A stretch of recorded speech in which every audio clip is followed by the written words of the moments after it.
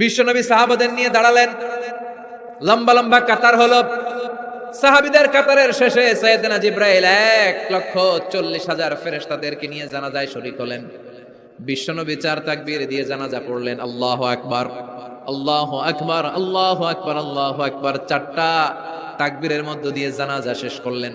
বিশ্বনবী তাকিয়ে দেখে সাহাবাদের পেছনে 1,40,000 ফেরেশতা দাঁড়িয়ে জানাজায় শরীক হয়েছে। বিশ্বনবী বললেন, জিবরাইল, কোনদিন তো এত ফেরেশতা নিয়ে কারো জানাজায় শরীক হতে দেখি নাই। ঘটনা কি? কি এমন আমল ছিল আমার মুয়াবিয়ার, যে আমলের কারণে মুয়াবিয়ার নামটা আল্লাহর আরশে চলে গিয়েছে?